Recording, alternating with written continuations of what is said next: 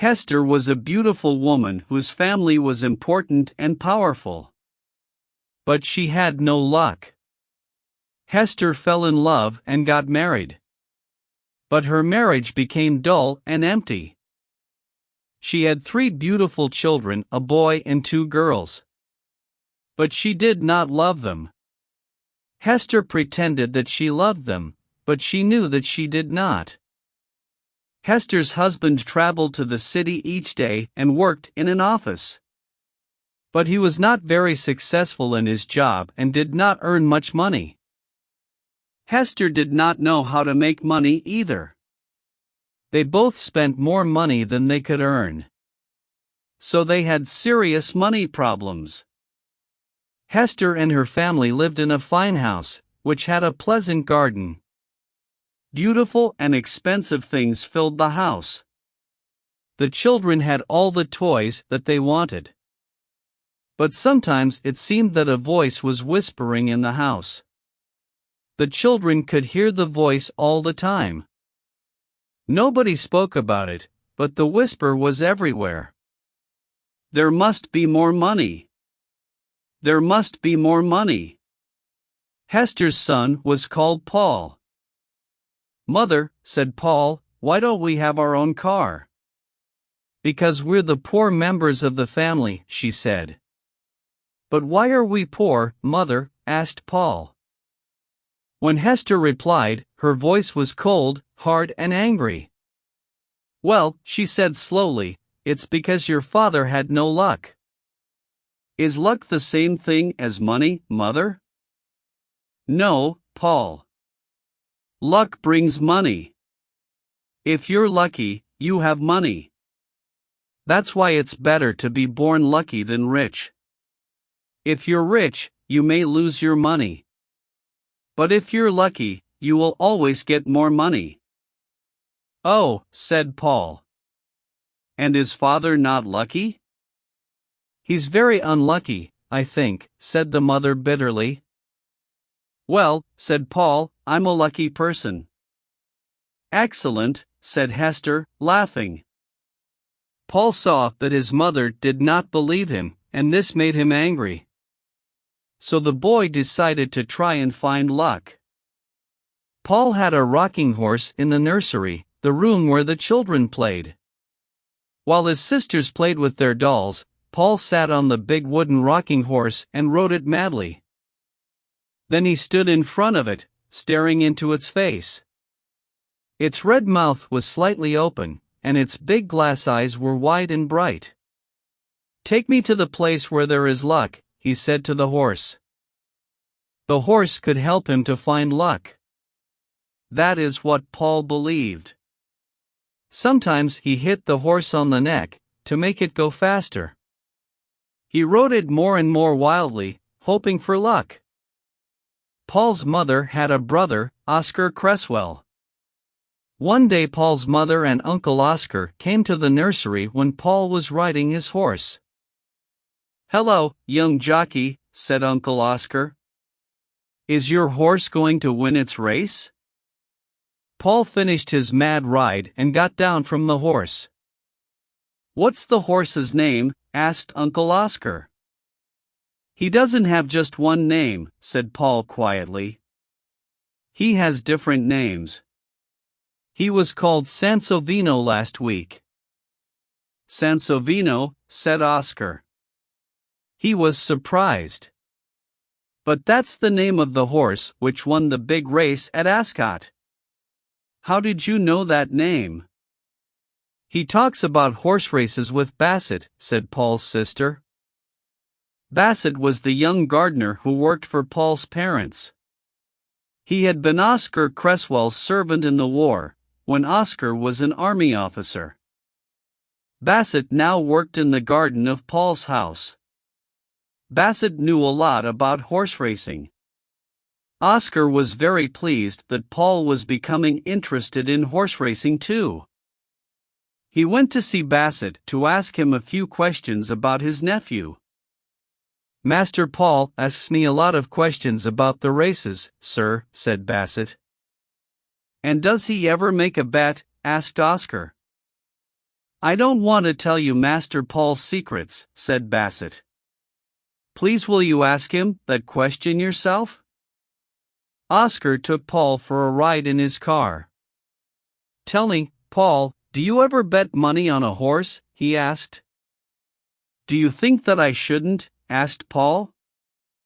No, said his uncle. I hope that you could give me a tip for the next big race at Lincoln. What's your advice? Which horse is going to win? It's going to be Daffodil, said Paul. Daffodil had not run in many races and had not been successful. No one expected Daffodil to win the race. Daffodil, asked Oscar. Are you sure? What about Mirza?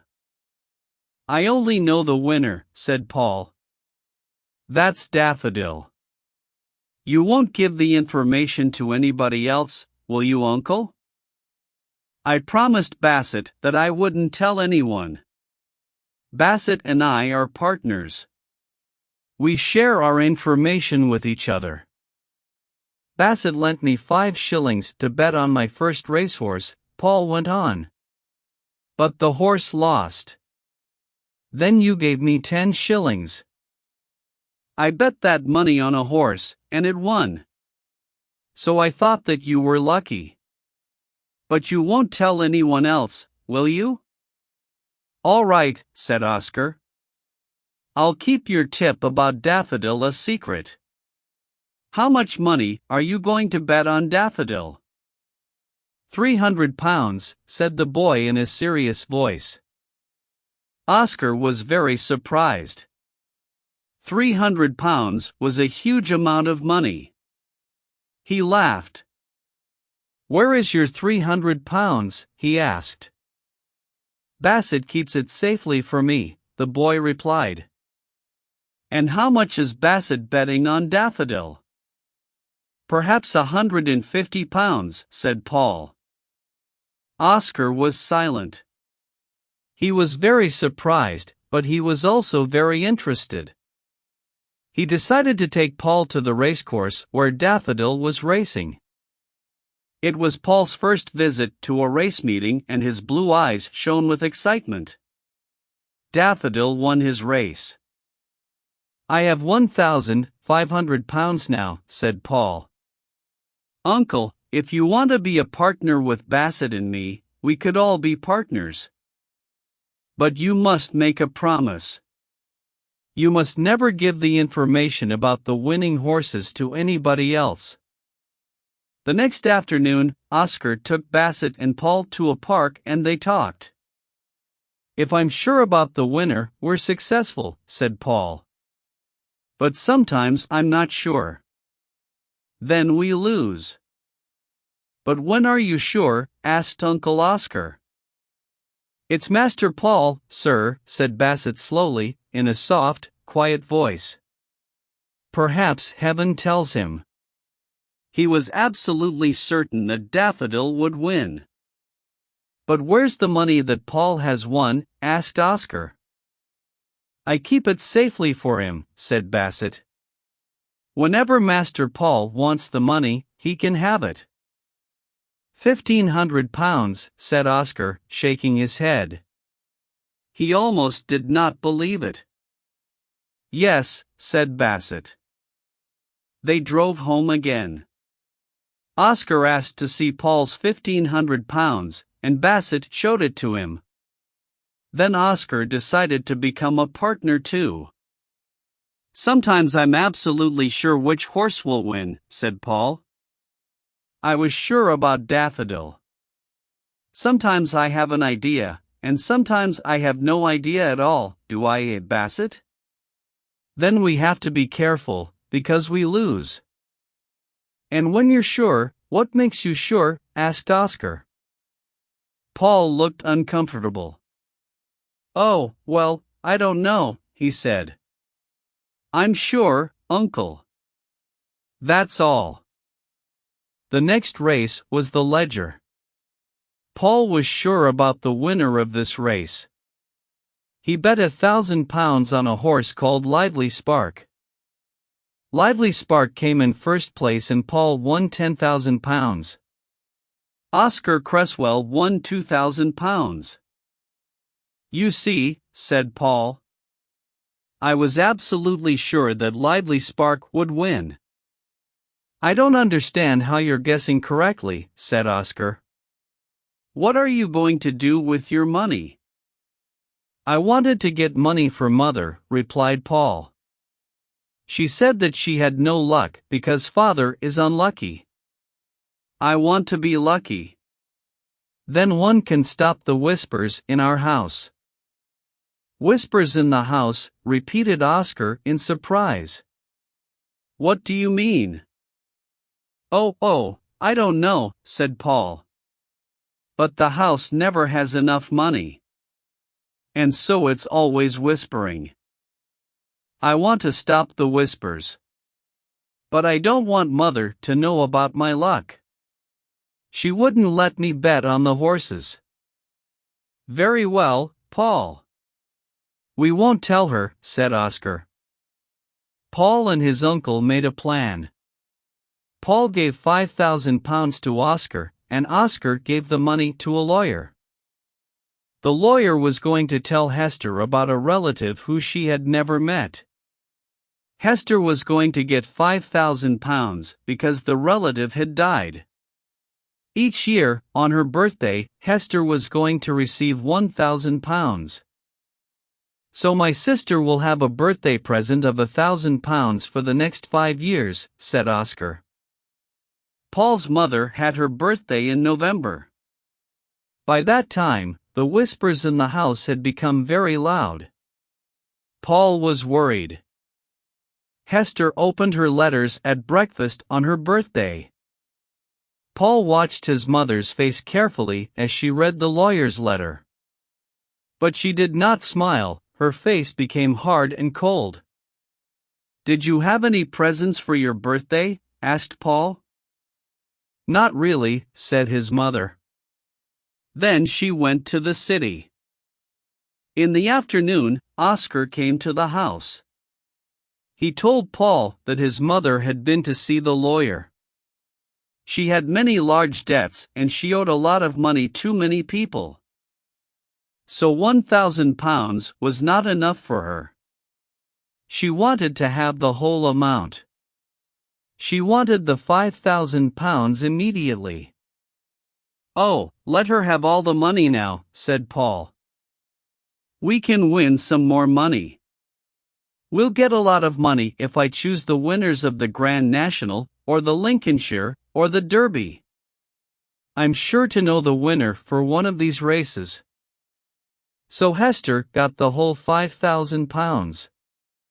She spent a lot of money on new furniture and expensive things for the house. She told Paul that he would go to an expensive school in the autumn. Then something very strange happened. The voices in the house suddenly changed.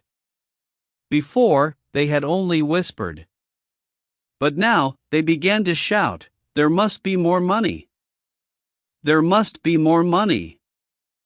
Paul was frightened. He spent a lot of time with Bassett. The day of the Grand National race arrived, but Paul was not sure about the name of the winner. He bet on the wrong horse and lost £100. He did not know the winner for the Lincoln either, and he lost £50. He became very worried and his eyes were wild and strange. "Don't worry about it, my boy," said Oscar. The next big race was the Derby. "I must know the winner for the Derby," said Paul.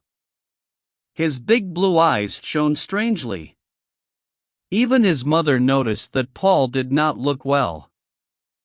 "Perhaps you need a holiday," she said. "Would you like to go to the seaside?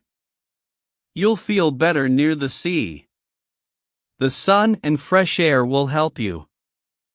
"Mother, I can't go away before the Derby," said Paul.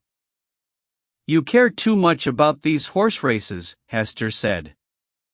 "It's not good for you." "Please don't send me away until after the Derby," said Paul. Don't send me away from this house." "Do you love this house so much?" asked his mother in surprise. "I didn't know that." "Very well. You can stay here until after the Derby." There was a secret reason why Paul wanted to stay in the house. He had not told anyone about it, not even Uncle Oscar or Bassett. His secret was his wooden rocking horse, which did not have a name. He asked for the horse to be moved to his bedroom. "But aren't you too big for a rocking horse?" asked Hester. "Well, I can't have a real horse of my own," Paul said. "And the rocking horse is a good friend to me." The time for the Derby was getting near. Paul behaved more and more strangely. He became very thin and his eyes were wild. His mother was worried about him. 2 nights before the Derby, Paul's mother and father were at a big party. Suddenly his mother felt worried about Paul. She telephoned the house and spoke to the children's governess. "Is Master Paul all right?" asked Hester. "Oh, yes," said the governess in surprise. "He's fine." Paul's parents got home at about 1 o'clock. The house was very quiet. Hester went upstairs to her son's room. She stood outside Paul's bedroom door, listening. A strange noise was coming from inside the room. Hester's heart gave a jump and almost stopped. What was that noise? The strange, mad sound went on and on. Hester had heard the sound before, but she did not know what it was. Feeling very afraid, Hester slowly and carefully turned the handle of the door. The bedroom was dark. But near the window, she saw something moving wildly. She switched on the light and stared in fear and surprise. Her son was wearing his pajamas and riding on the wooden horse. "Paul," she cried. "What are you doing?" "It's Malabar," the boy screamed in a loud, strange voice. "It's Malabar." He stared at his mother, his eyes shining with a strange fire. Then he stopped the horse and fell down onto the floor. Hester ran to Paul, picked him up, and took him to his bed. His body was hot and he was very weak. He talked all the time in a wild, mad way. "Malabar! It's Malabar," he shouted. "Bassett! Bassett, I know. It's Malabar." "Who or what is Malabar?" Hester asked her brother later. "What does he mean?" Her heart felt as dead as a stone. "It's the name of a racehorse," said Oscar. "Malabar is running in the Derby." Paul was very ill. But Oscar bet £1,000 on Malabar. On the 3rd day of Paul's illness, his mother sat by his bed. Paul was not asleep, and he was not awake. His eyes stared ahead but saw nothing. They were like blue stones. His mother's heart felt like a stone too. On the day of the Derby, Bassett came into the house in the evening. He wanted to see Paul. Paul's parents agreed and Bassett went into the boy's bedroom. "Master Paul," he whispered. "Malabar came in first. It won. I did what you told me to do. I bet on Malabar. You now have £80,000. Paul was very excited. He kept saying the same thing again and again. "Malabar! Malabar! Do you think I'm lucky, Mother? I knew Malabar, didn't I? £80,000. That's lucky, isn't it, Mother? If I can ride my rocking horse, then I can be sure of the winner. Mother, Did I ever tell you? I am lucky. No, you never told me, said his mother. Later in the night, Paul died. My God, said Oscar Cresswell to his sister. You've got £80,000, but you've lost your son. Perhaps it's good that he's dead. Now Paul is at peace. He'll never have to ride a rocking horse again to find a winner. The end. Hope you have enjoyed the story. Come back to LATL to find more fascinating and exciting stories.